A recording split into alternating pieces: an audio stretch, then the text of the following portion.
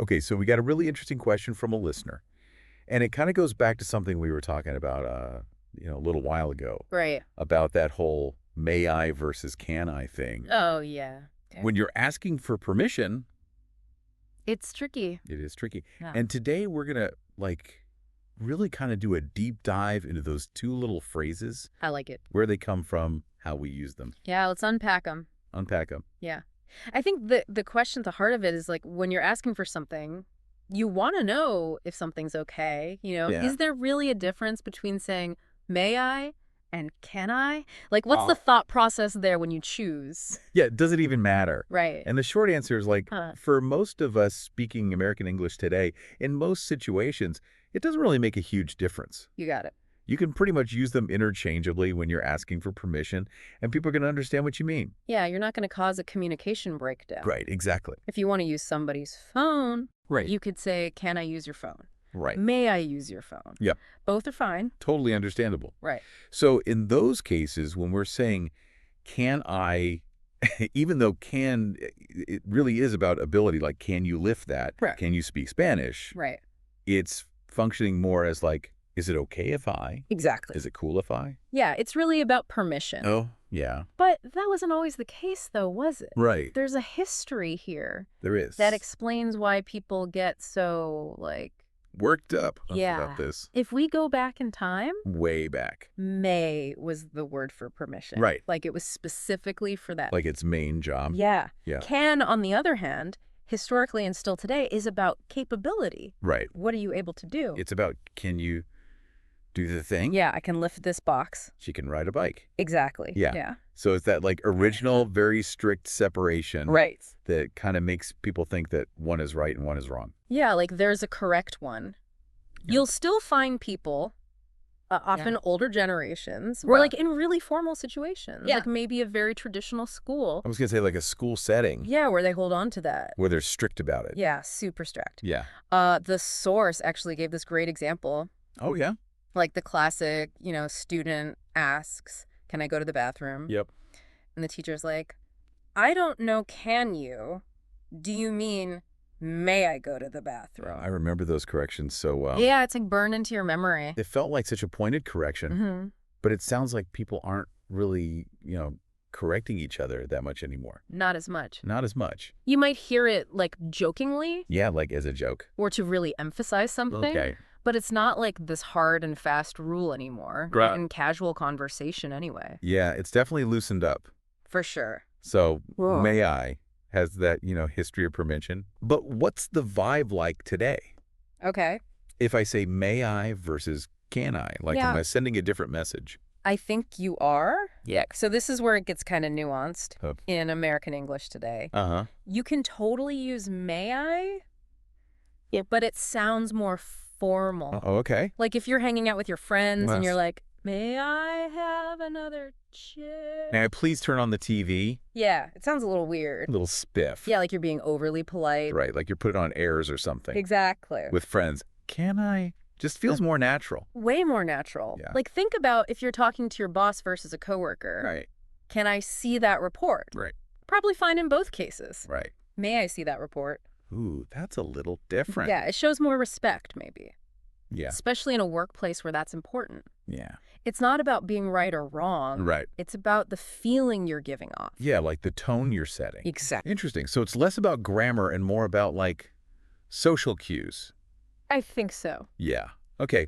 So what about when you're asking permission for more than one person Okay. or for somebody else? Does can and may work differently there? I don't think so. Okay. They're still pretty much interchangeable when you're asking permission. Right. You can say, may we borrow your notes?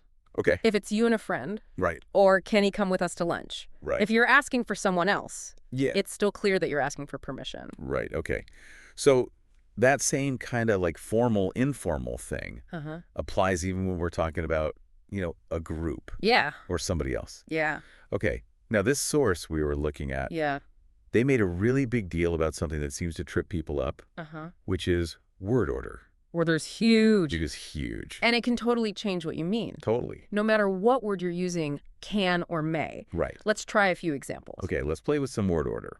Okay, so first up, He can come to the party. Okay.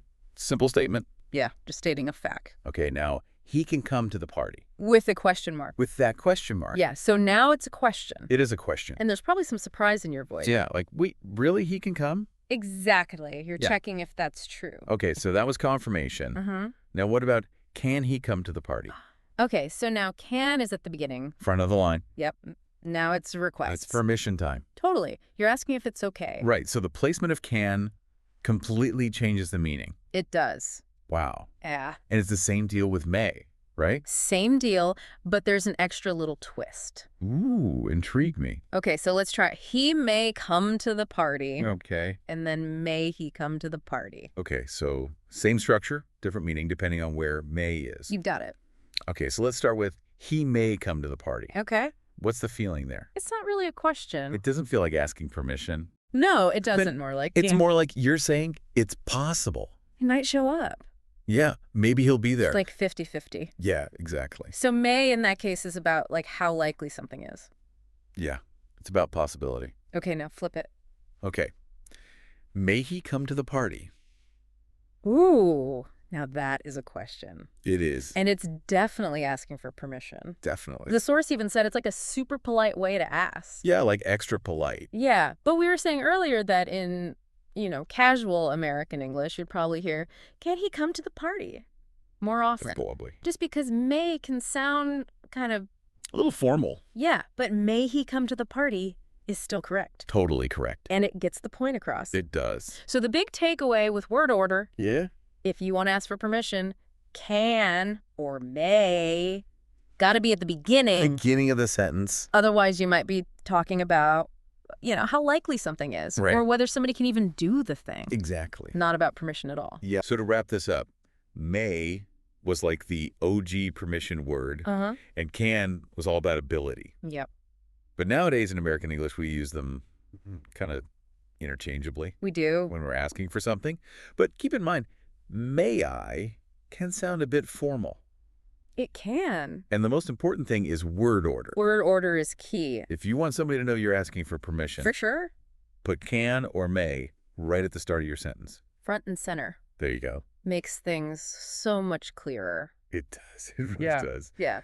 So, listeners, have you ever thought about this can versus may thing? Have you noticed how people use them? Maybe you've even corrected somebody. Or been corrected? Yeah, it makes you wonder, right? Mm-hmm. Like these little tiny words, Uh-huh. they can have such a big impact on how we communicate They do. and how people perceive us. It's all about the nuances. It really is. So I guess the question for our listeners is like, how might some people paying attention to these little details, Yeah. like how formal you're being, and especially that word order? How might that change the way your requests are received? Yeah. Do people take you more seriously? Do they understand you better?